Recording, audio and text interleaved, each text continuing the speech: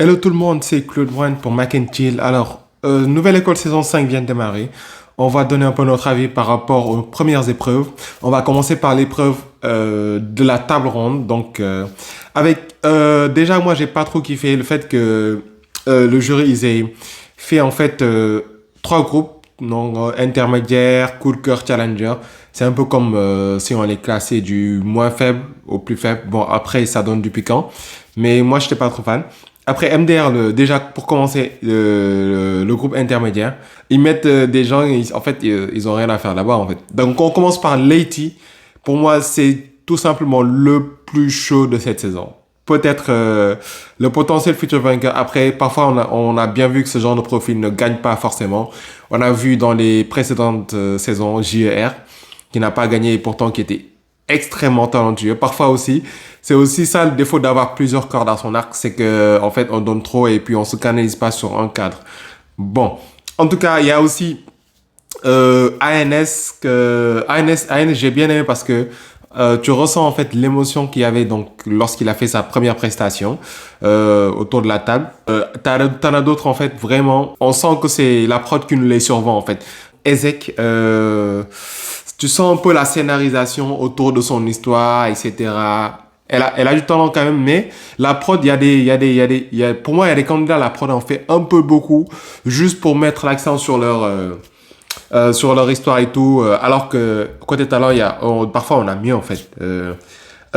Pour moi, CZ méritait de passer la table ronde, malgré qu'il est choke. Pour moi, il y avait quelque chose en fait. Et il y a des gars comme Badara, pour moi, il ne devait pas passer cette étape. J'ai l'impression que c'est un Sénégalais d'ailleurs, mais on en parlera. Il y a beaucoup de gardiens dans cet épisode. On vient sur les coups de cœur. Le groupe des coups de cœur, il y avait Choco Brown. Les coups de cœur, ce qu'on appelait les coups de cœur, pour moi, c'était le groupe des rappeurs conscients. On va les appeler comme ça parce qu'il y en a beaucoup. Ils avaient une plume de zinzin. Il y a Baze, très très fort aussi. Baze, c'est mon coup de cœur à moi. Non seulement il est sénégalais, mais vraiment, en termes de sincérité dans le texte, d'interprétation, c'est quelque chose. Baze, c'est quelque chose à surveiller. Il y a Misha aussi qui était pas mal. Big Day, lui, c'est le flow, l'aura, un peu de tout. En fait, ça va. Et il y a Yanamko aussi, un gros potentiel au niveau de la voix, au niveau du texte et tout. En gros, pour moi, ceux-là, c'est le groupe des rapports conscients un peu. Après, là, dans le groupe des challengers, il y en a un qui sort du lot, il s'appelle Ozzy. Pour moi, c'est tout ça un challenger. Tu l'entends rapper, tu sens vraiment que lui, voilà, il sort du lot un peu parmi ceux qu'on a mis dans les challengers. T'en as une qui était vraiment... Il y en a pour moi, c'est des surcotés. Hein.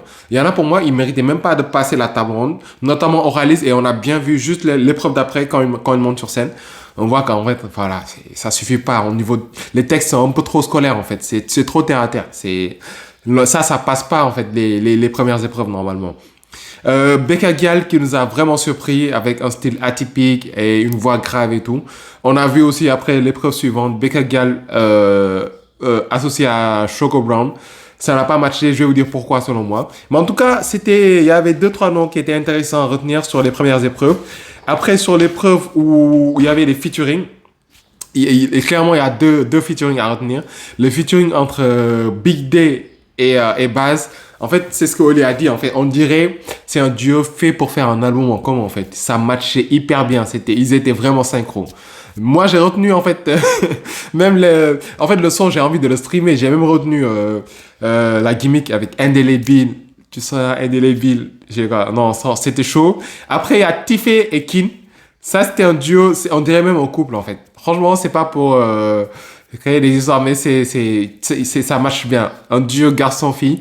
Eux aussi, c'est avec leur son, s'ils savaient, dans le clip, dans les featuring, c'était fort. Le flop des featuring, pour moi, c'est tout simplement Becca Gial et Choco Brown. Juste parce que, en fait, elles ont fait un featuring, mais dans le featuring, tu voyais qu'elles n'étaient pas, en fait, en duo, mais elles étaient en compétition dans le featuring même. C'est ça qui a fait que leur duo n'a pas marché. Donc, c'était ça qu'il fallait retenir sur les featuring. Donc là, on va passer à l'épreuve la plus chaude où toutes les personnes qui ont featuring vont se retrouver en duel pour les battles. Donc c'est la prochaine épreuve. Des noms à retenir, comme je l'ai dit, Big D, Baze aussi, Ozzy. Pour moi, Yanamko, il faudra faire très attention à lui. Et sinon, il y a aussi Leiti. Leiti, pour moi, est le plus chaud à surveiller. C'était mon avis sur les premières épreuves de Nouvelle École saison 5 et très bon jury aussi. On a, on a SDM qui est toujours là et qui est un franc-parler, qui n'hésite pas à dire ce qu'il pense, s'il n'aime pas, il le dit toujours, tu vois. J'aime bien la touche qu'apporte Théodora aussi. Voilà, la touche féminine, mais aussi, tu vois, un peu, un peu dans sa bulle, quoi. Mais en tout cas, et Oli aussi, pas mal. Il est aussi franc parler, il juge en fait des prestations comme il se doit. Donc, jury, franchement, rien à dire aussi.